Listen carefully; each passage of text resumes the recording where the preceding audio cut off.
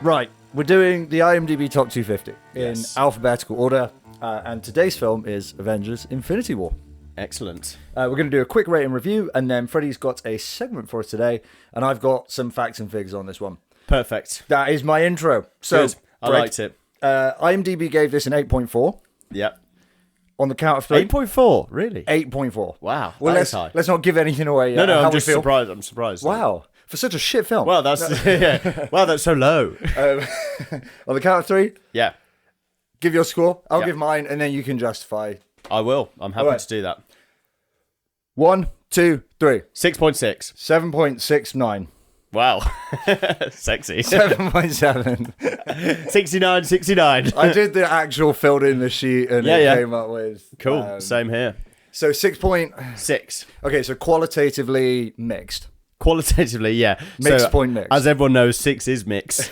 And if there's any film that was mix for me, I would say this one deserves that title. Uh-huh. There is a lot. I think I have to take myself away from just complaining about little things on this, because there are a lot of gripes that are personal gripes. Things like quippy scripts. There are little things like there are clear pauses for audience laughter, which when you're watching it alone and you're not in an audience, and this is the second time I've watched this, first time being when it came out. Oh, really? You were at the cinema when it came out? Yeah, this is... Because that was like a cultural event. That wasn't big, yeah. Which went into my scoring. Like some elements, like, of course, the impact. This is... I don't think it is exaggerating to say that these films have been the kind of movie-going events of the 21st century up to this point. These are 10 out of 10 in the impact score when I filled it in. I would say so. These are like grossed over 2 billion. It's ridiculous. They're kind of Star Wars, but there has been like a backdrop of films leading up to it, and this is the apex of what is effectively a film series.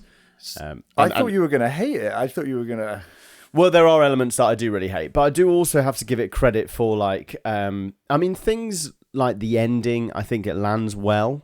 Okay, I enjoyed that. I do remember coming out of the cinema really enjoying this one, and I enjoyed this one a lot more than the second one at the time. I'll be interested to see when we review that one if my thoughts are still the same. Yeah, because I just felt with this, it was very much a highlight package. Of like, we need to cram all these things in, and that's always going to be quite hard to do. But what was interesting for me about this, and one thing that I did feel kind of held it back somewhat, is that they'd had so long to really set up this narrative of Thanos, who's been the big bad throughout maybe 20 films or something like that up to that point. And it's funny how, it kicks off straight away. We're like straight into it. And there's action all the way through. But you do get... we're spoiling this, aren't we? We're spoiling bloody Avengers. Full spoilers. Like, when the Hulk comes to... When Bruce Banner is kind of shipped off to Earth to warn everyone. Oh, yeah. And he lands in Doctor Strange's house, and Iron Man's there, and they have to have, like, this little chat about, this is the guy, Thanos here, he's New York. Yeah. And it's kind of like... It's kind of weird how no one really knows who this guy is until now. Yeah. Did you not get the sense that sometimes, like, the threat of him was like, okay, we're immediately in, we understand the threat, but maybe they could have done a better job of not rushing this villain, considering how much of an overwhelming threat he was. This is like the very climax of the 20 films. Yes. It's like 5% of the total storytelling at the maximum climax. And no one knows who this Thanos guy is. Yeah, it's like, how do we not know at this point? How has this not been built up more within the universe? And you compare it to something like, I think the best example of this, and, maybe this just goes to show my sensibilities, but something like a Lord of the Rings. Oh, yeah, okay. Which just does an excellent job of building tension and building threat. Yeah. And then releasing that well. Like, particularly in the Two Towers, that battle at the end of the Two Towers, the Helm's Deep battle, is just so incredibly put together because they really raised the stakes throughout the film, and they have those lulls and building of the tension. Whereas this is for sure a moments film. There are great moments in it. There are things that occur which you're like, wow, that was really cool and exciting, and that's your Thor's dopamine turned up. This is so exciting. Yeah, He's here and with his new... I don't want to just detract from that, because there still are highlights. But when all you have is highlights, which is what it kind of felt like to me, it does detract from the overall piece. Rather than makes it really good for things like Instagram, like for reels. Mate, or like it's so clippable. For sure. It's insanely clippable movie. But I didn't want to like just be a hater. Yeah, I really enjoyed it. My gut reaction score was like probably above 8. Yes, fair enough. I went into this. I think it's a bit of a Godfather effect where I was like, yeah, right. I can't be arsed with watching the Avengers. Fine, I'll watch it. Sure. These aren't very good movies. And I was just sat there like, I'm actually having quite a good time here. This is kind of fun. Yeah, okay. It's a masterclass in the kind of, like, they've done a lot visually. It's really amazing. Like, they got an Oscar nom for visual effects on this. Okay. It's like damn near an animated movie at this point. Like, Yeah. and a very well made animated movie. Like, Yeah. great CGI, or at least massive. I really liked Thanos this watch through. I was like, he's a bit dim. Because the whole half of the universe gone seems like a silly solution to the problem when he could just create more resources. Yeah, we'll go into that I think in the segment. But like, generally, I've really liked just the way that he was so like, his cruelty had like a compassionate backing to it that I think Josh Brolin carried really well. I thought Chris Hemsworth was just such a hunk. I really enjoyed him. Yeah, it's nice. It's nice to look at for sure. I actually I hated Peter Dinklage in this with a passion. Oh man, there was like, I couldn't stand him on screen. That guy has duped the world. What is going he's good at on? something. He's awful. He's really bad. And the English accent is a thing which I just don't...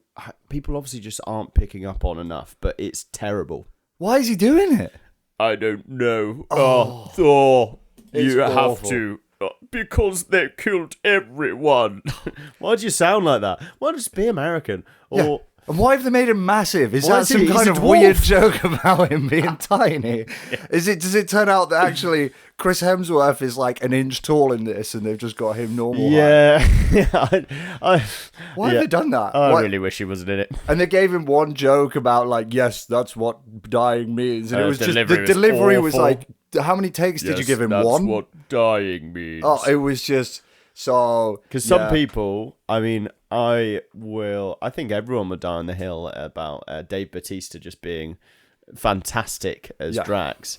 And he has just countless examples across all of the films.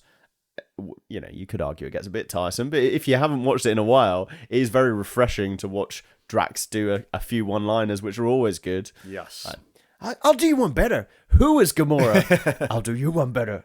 What is Gamora? Like, there are loads of examples of that where he lands it perfectly. He does a really good job of it, doesn't he? Yeah. I would say that Drax, like, I always watch all of these films because I don't know if you know, but I watched like every film in chronological order in universe like a good few years back now. Like I quite enjoyed them at one point. Up to where? Sorry. Fuck, I can't remember now. Past Endgame. I think past Infinity War. Maybe Endgame was coming out, and that might have been why I'd done it or something. Yeah, okay, right. Because there's a few in between, or there's like 2 in between Infinity War and Endgame, I think. Well, I personally have always felt like the biggest problem with these films is the number of characters and cast is one of the biggest problems to deal with, and largely outside of Drax, just get rid of Guardians of the Galaxy. Just get rid of them. I like, and you know what? That's not a huge thing. Like, okay, fine, keep them. I can tell some people love them. Yeah. But when Chris Pratt's character, whose name escapes me right now, Quill, yes, basically sabotages their one shot at success by not having the least bit of control over his emotions. I was furious. I was like, the next like $1 billion of movie budget is happening because this fucking moron has just gone, for anyone who's listening, they've actually got Thanos pinned down. They are removing the gauntlet from him. He is in some kind of trance. Yeah. And Chris Pratt goes, "Oh, I'm so angry," and punches him, breaks his trance. Even though not only was it so obvious it was going to happen, he literally was told by Iron Man. He was like, "Don't do that because you're going to wake him up," and he did it anyway. So get rid of Guardians of the Galaxy. Just get rid of him. Keep Drax. Get rid of the rest. You've solved the character problem. As well. Yeah, but luckily, fortunately, they get out of that little plot loophole with Doctor Strange's looking into the future and realizing that the only possible way that had to happen, obviously, for the subsequent events. Look, the plot is not an area where I think this film does particularly well. No, I actually gave it a 1 ethical. No, because just I mean, we'll go into it in the segment, but like the motivations behind why it happens make absolutely no sense, and it goes a bit deeper than just the fact that he could have doubled the resources. So we'll spend a bit of time in the segment going into that, but like there is too many massive contradictions for this to have been to have been a story that makes sense. And yes, there were good like moments, but they were more just like, oh, it's cool seeing Thor do this thing now, and he gets his stance, and Captain America's turned up, which sometimes as well. Sometimes it did land, but a lot of the time it was incredibly corny and not a lot of the time it's like, oh, now it's Black Widow's turn to do something. Now, oh, we haven't given Vision a thing to do, and it's just like you got to make sure everyone has their moment. Yeah, quite often those moments were kind of inconsequential. Did Vision do anything in any of these films? Like obviously in this one he was a bit, just pointless. One of the very, very difficult things that you see a lot in anime with power scaling is you have to create like these threats that are just able to like Deus Ex Machina, either on the hero's side or on the villain side, but then the story continues. So for instance, Bleach is a great example. Bleach is an anime Jamie and I have both watched, which involves like, sword-based anime, where in the first major arc, our protagonist goes through, he has to beat like these captains, and these captains are each kind of shown as the upper echelon of the like the world, these entities, and then he defeats them all after ages. Like it's a huge thing. And now he's basically at the apex of what it is to be kind of like a fighter in this universe. And then they're like, well, the story continues, so now we just need to bring in a new group of people, and we need to show how strong they are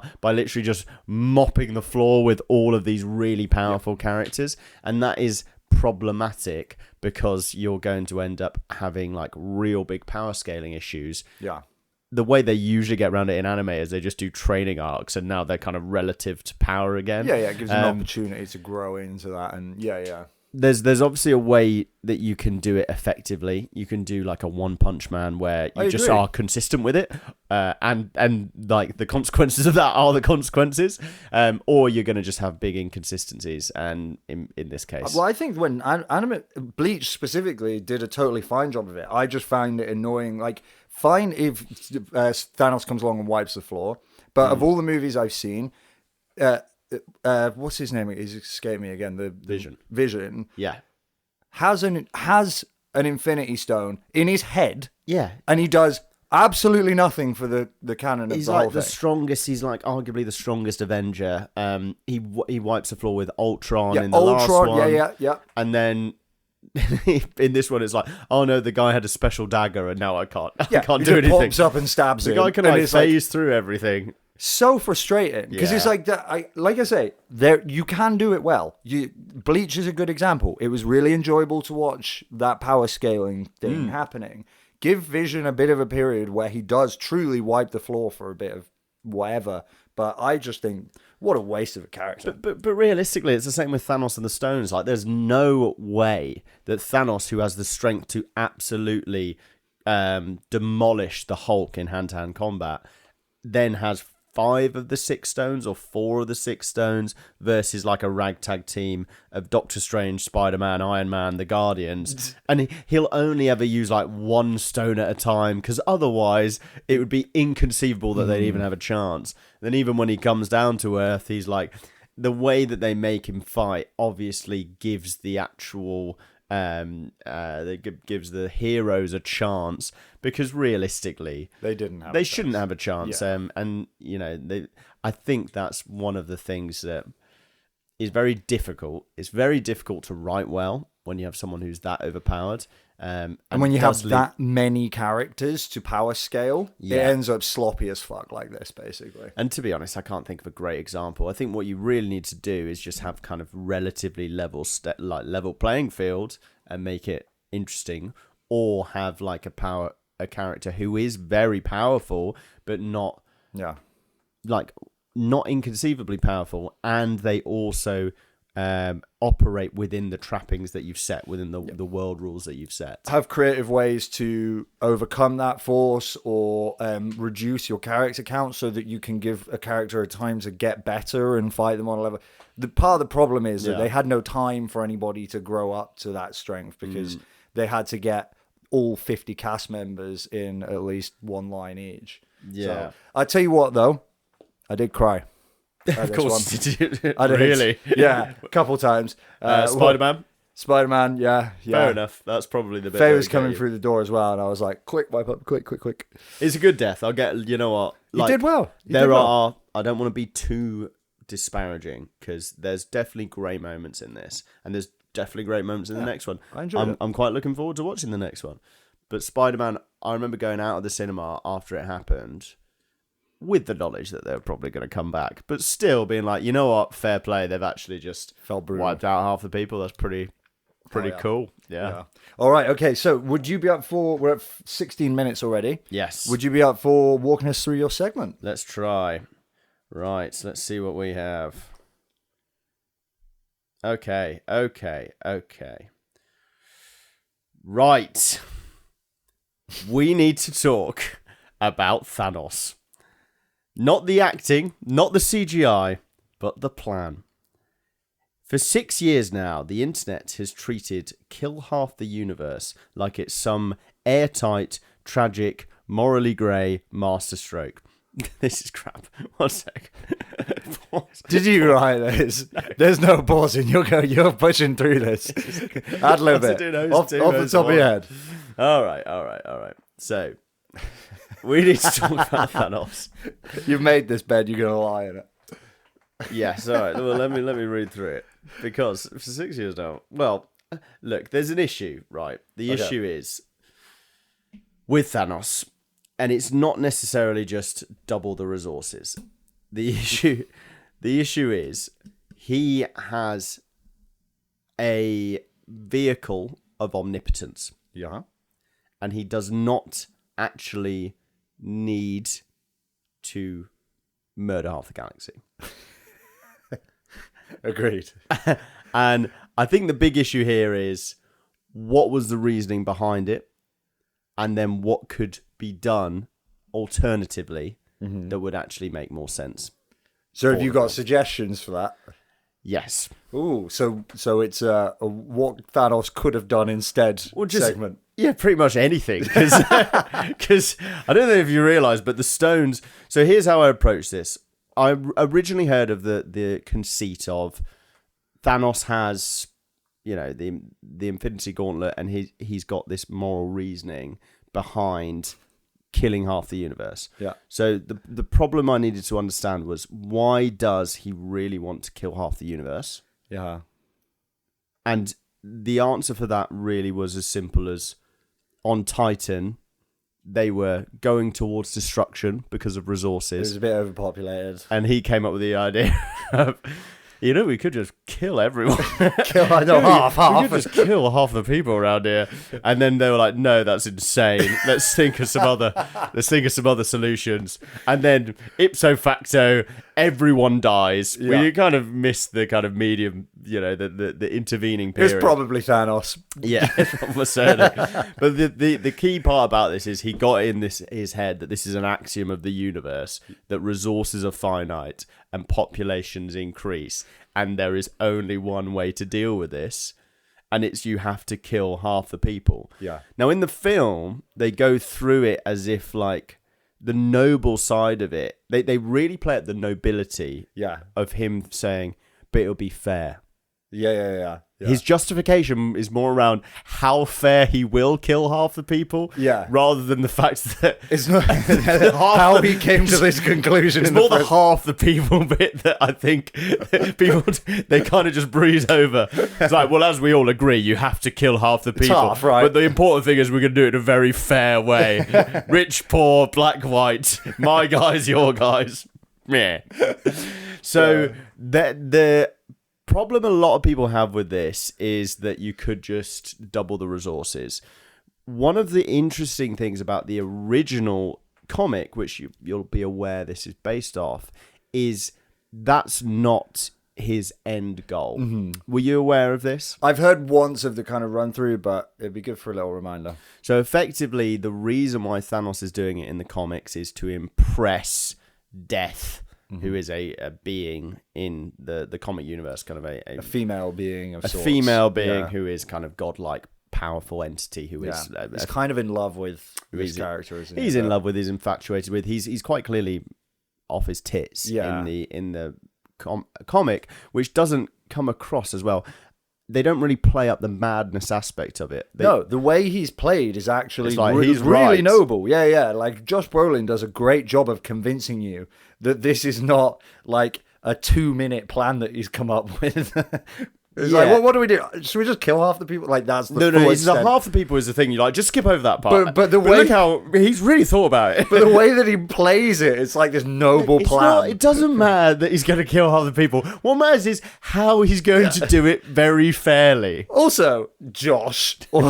That's your real name. Do you have any idea how quickly they'd repopulate? It doesn't take that long with excessive resources to double the population. Well, that was a very interesting argument that was made when I was looking into this. Was like the Petri dish argument.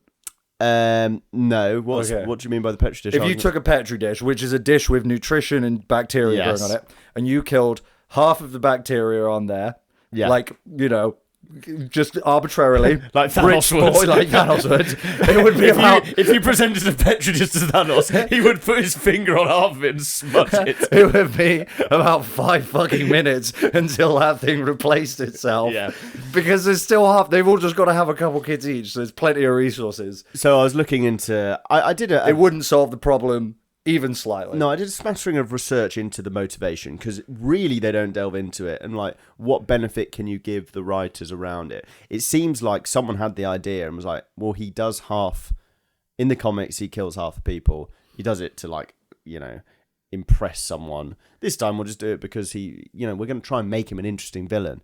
A lot of the issues that people have with Marvel villains is they're very one note. Let's finally make one that's like grounded, realistic, and complex and layered, which is fair enough. But there's so many issues with his approach. Like his approach is like, oh my god, if only I had all the power in the universe, then I could finally kill half the people in the universe. I could finally kill everyone, and we'd all be happy. So yes, the Petri dish argument. I mean, Imagine him stood in the shower like, so what are we going to do about this resource problem? The thought I'll get infinite power and kill everyone. So one of the funnier aspects of this was the fact that this got brought up and said, so he's done it because the people who will survive, he's done this incredibly hard thing for the people who will survive, and they will always remember the fact that if we let it go too far, this is what's happened in the past. Yeah. So it's kind of like a lesson. He's doing it as a lesson as well. Oh, and you're like, okay, I suppose that's one argument. But then in the second film, which we'll obviously get to, what happens is, because, spoiler alert, they manage to kind of reverse the events of what happens, and there's the big fight with Thanos where he comes back. It's an earlier version of Thanos in the timeline who hasn't yet got all the stones. He comes in, they do the big fight, he's trying to get the gauntlet, it's him versus... It's a goodies versus baddies, classic standoff. And he goes, I've learned from what obviously happened, seeing as you've all come back. This time, I'll do it, but I'll also make sure no one remembers that everyone died. Oh no! The lesson argument, the one paper thin argument in favor of it has just got wet. Yeah. So yeah, that's where we stand in terms of like the moral reasoning behind it making very little sense. So I then looked into so what are the limitations of the Infinity Gauntlet? Because perhaps perhaps the only thing it allows you to do when you get all 6 of them is it gives you the ability to kill half the universe. That's just the one power you get. And I very quickly realised that's not true. Of course it's not. From my research, I have discovered it is suggested that you can do anything that is possible within the realms. I might jump in with a quick idea. It looked relatively single use for him. Right, the way it tore the glove to shreds and like hurt his fingers was like probably not going to do a lot of things with that. He probably better do this thing in one fell swoop. Well, what happens in the later films is it is single use for certain people, but Thanos was able to get like a couple uses. Maybe he would have had a couple. It's not like maybe it's not omnipotence like. But then again, if you have the Infinity Stones, why is not the first thing you do make your hand a bit stronger? So that you keep using them. Yeah. It's omnipotence. It's literally, you've got the power of omnipotence. Would the first thing you do not be like, I'll make a better glove to stick the stones on? Yeah. I mean, there is literally unbounded opportunities. Yeah. I went through like a variety of like reasonable ones. So for instance, duplicate resources is the one that comes up a lot. I mean, I don't even know what the argument against it is. Well, hang on a second. Have we even checked that there was a problem? Like, we're just taking his word on the fact that everybody's starving. I can tell. I can give you about 99.9% of the universe who'd probably disagree. Probably tell you that it's fine, and we were totally okay until you came and slaughtered half of us. No, it has to be done. It has to be done. You're all hungry. I wasn't that hungry. One of the more interesting ones it suggests is like, could he just click his fingers and bring back all of Titan? Yeah, he probably could have done. Could he just kind of stop death? Yeah. Could he just say, actually, death's not a thing anymore? Yeah. Starvation, gone. People don't get hungry. We don't need sustenance for life anymore. Bang. Job done. Make everyone happy. Yeah. Your depression. Make the universe bigger. The universe bigger. Yeah, there was somewhere it was like, oh yeah, make a pocket dimension, but I really don't think it needs to be that. That is just excessive. You've gone from ridiculously blunt force from Thanos, which is, should we just kill half the people? Yeah. To like very excessively complicated. If he wants to really get off his immoralistic, get his kicks, get his rocks off. Oh yeah. Without murdering everyone.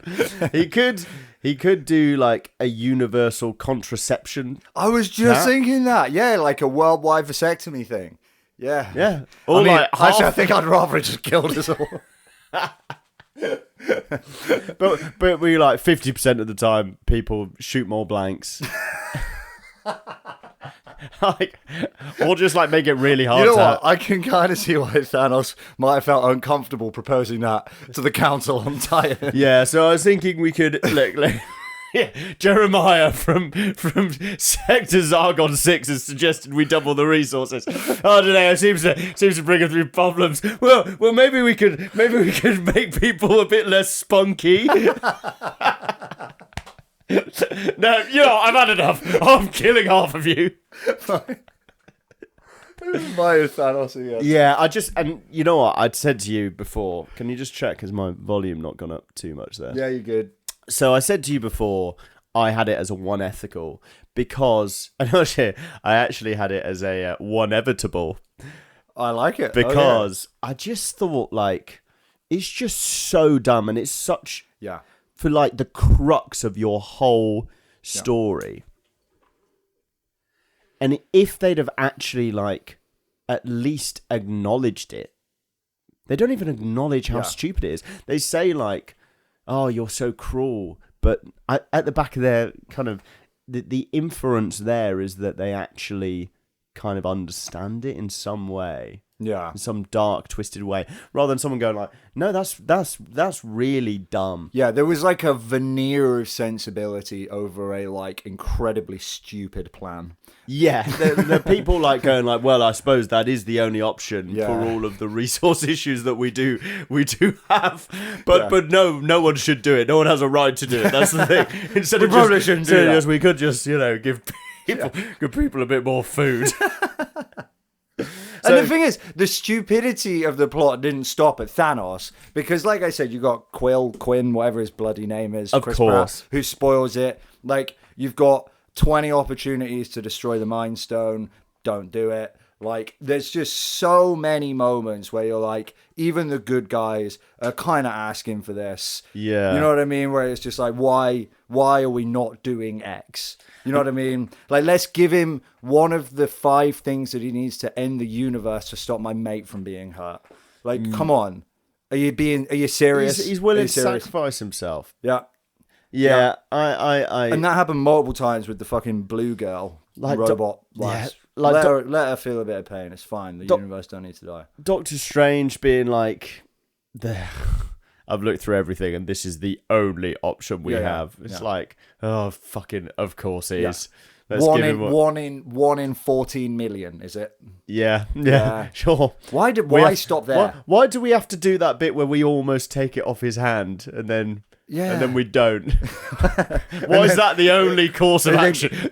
Of the 14 million options? No, this one is imperative. It's absolutely imperative that we almost get it off his hand, but then at the end we don't. And Iron Man, you need to wear this silly hat for it to work. Trust me, you have to. Trust me. I'm going to pretend not to give him the Mind Stone. But was it the Time Stone? I'm going to pretend and fight him for a bit. But at the end of the day, I'm going to give it to him because I have to pretend. Yeah, you're right. It's unethical. I gave it like a 6 or something, and I'm starting to feel like that was a mistake. Look, I gave it good scores for other things, but plot was the one where I was like, you know what? That really was bad. That is one of the most egregious plot holes in cinema history. Yeah. And on that bombshell, should we call it a day there? We're at 32 minutes. 32 is a good bash. It's lovely. Thank you so much for tuning in. We'll see you on the next one. See ya.